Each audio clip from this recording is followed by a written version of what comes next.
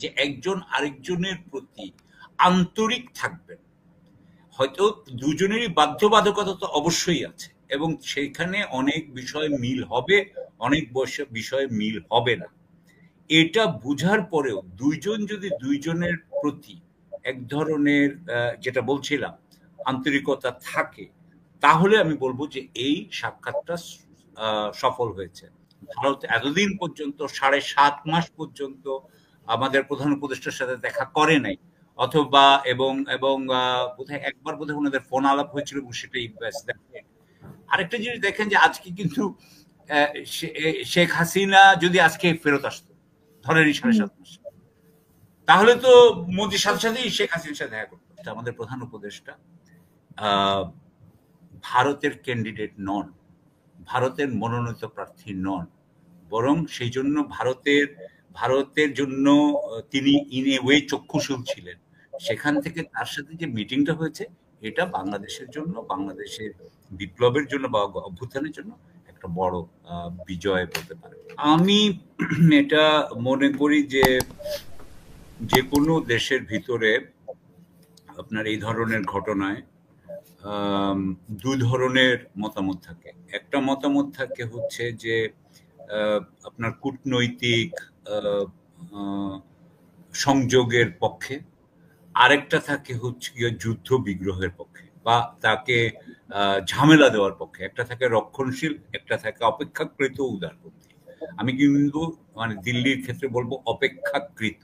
হ্যাঁ, তো তাহলে এখন আমার মনে হয় যে এখানে যারা আসলে শান্তিকামী, মানে যারা আসলে একটা কিছু রেপ্রশমা চাচ্ছেন, দুটো দেশের মধ্যে একটু হলেও সংযোগ হোক এবং একজন আরেকজনের কথা চাক, যারা চাচ্ছেন তারা জয়ী হয়েছেন, অথবা আমরা বলতে পারি যে নরেন্দ্র মোদী সেই দিকে প্রথম পদক্ষেপ নিয়েছেন।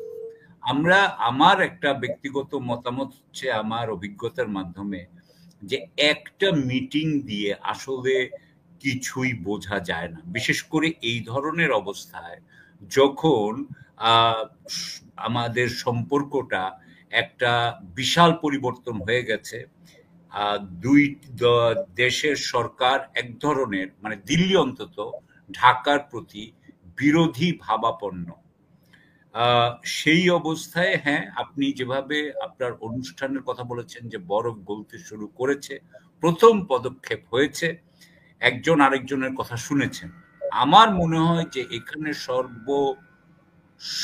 আমাদেরকে যে জিনিসটা দেখাটা সবচেয়ে বড় দরকার, সেটা হচ্ছে যে আমাদের প্রধান উপদেষ্টা ভারতের প্রধানমন্ত্রীর সাথে একটা ব্যক্তিগত আস্থার বা বিশ্বাসের, বা যে একজন আরেকজনের প্রতি আন্তরিক থাকবেন।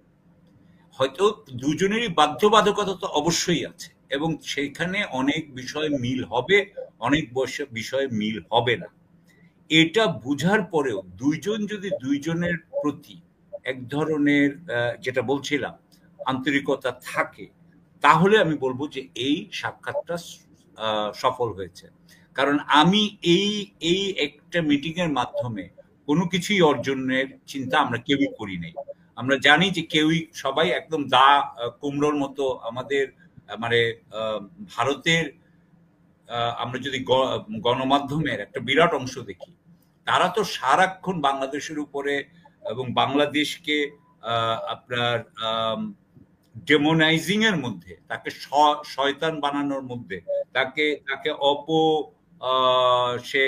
সে অপচেষ্টা চালাচ্ছে এটা বানানোর জন্য, যেমন ধরেন জঙ্গি রাষ্ট্র বানানোর জন্য নানান ভাবে তারা তো নানান ধরনের প্রচার করে থাকে। সেটার প্রেক্ষাপটে যখন নরেন্দ্র মোদীর সাথে, আপনি তো জানেন যে কিছুদিন আগে বলছিল যে আমাদের বিলোনিয়া ওখানেও অ্যাটাক করা হবে, তো এরকম যখন একটা আগ্রাসী ভাব থাকে, সেটার পরিপ্রেক্ষিতে আমি বলবো যে আজকের এই মিটিংটা অবশ্যই একটা বড় মানে পজিটিভ জিনিস হয়েছে এবং আমরা ভবিষ্যতের দিকে তাকাবো। প্রতিটা বিষয় যে কথাগুলো বলা হয়েছে, আমার মনে হয় একজন আরেকজনের বিষয় বলে গেছে। কোনো বিষয়ই আমরা আলাপ করতে পারি যে প্রত্যেকটা বিষয় নিয়ে, সেটা আমি পরের বার করতে চাই। তো আপাতত আমি বলতে চাই যে আমার মনে হয় যে একজন আরেকজনের কথা বলে গেছে, কেউ কারো ব্যাপারেই এগ্রিমেন্ট বা সম্মতি দেখায় নাই, কিন্তু এটা কূটনীতির পক্ষে, ভারতের পক্ষে আমি মনে করি যে ভারতের কূটনৈতিক যারা চাচ্ছিল সংযোগ, তাদের পক্ষে একটা ভালো কাজ হয়েছে এবং বাংলাদেশের জন্য এটা একটা অগ্রগতি। বাংলাদেশের প্রধান উপদেষ্টা কয়েকদিন আগে চীনে যেটা বলেছেন, তারপরে চীনের পরেই উনি তো আগে বলেছে ভারতেই যেতে চেয়েছিলেন। ভারত এতদিন পর্যন্ত ৭.৫ মাস পর্যন্ত আমাদের প্রধান উপদেষ্টার সাথে দেখা করে নাই, অথবা এবং এবং বোধহয় একবার বোধহয় ওনাদের ফোন আলাপ হয়েছিল এবং সেটাই ব্যাস। আরেকটা জিনিস দেখেন যে আজকে কিন্তু শেখ হাসিনা যদি আজকে ফেরত আসতো, ধরেন ৭.৫ মাস, তাহলে তো মোদির সাথে সাথেই শেখ হাসিনার সাথে দেখা করতো।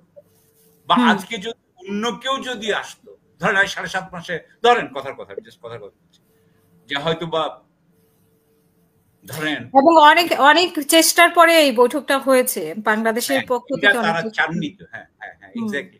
সেই হিসাবে বাংলাদেশের জন্য এটা একটা, আমি মনে করি যে এটা একটা অগ্রগতি হয়েছে। জি, আপনি কি যেন বলতে চেয়েছিলেন, যে আরেকটা কিছু বলতে চেয়েছিলেন যে হাসিনা যদি হতো তাহলে মোদির সাথে সাথে দেখা করতো। না, হাসিনা আমি বলতে চেয়েছিলাম, আমি এটা বলতে আটকে গেলাম আর কি, নিজেকে আটকাইলাম। আপনি যদি জানতে চান, আমি ভাবলাম যে এটা বলি যে জেনারেল ওয়াকার যদি ৭.৫ বছর বাচ্চার মধ্যে আসতো অ্যাজ দ্য হেড, তো তাহলে আসলে কি করতেন। কারণ আমি যদি মনে করি যে দিব্যেন্দু ত্রিবেদী যেরকম ভাবে বলতেছেন, তাহলে উনিও ওইটাতেও খুশি হইতেন, উনিও ওইভাবে দেখা করতেন। কিন্তু এই দেখাটা সেই দিক দিয়ে যে যেখানে আমি যেটা বলতে চাচ্ছি যে প্রধান উপদেষ্টা, আমাদের প্রধান উপদেষ্টা ভারতের ক্যান্ডিডেট নন, ভারতের মনোনীত প্রার্থী নন, বরং সেই জন্য ভারতের জন্য তিনি ইন এ ওয়ে চক্ষুশূল ছিলেন। সেখান থেকে তার সাথে যে মিটিংটা হয়েছে, এটা বাংলাদেশের জন্য, বাংলাদেশের বিপ্লবের জন্য বা অভ্যুত্থানের জন্য একটা বড় বিজয় বলতে পারে।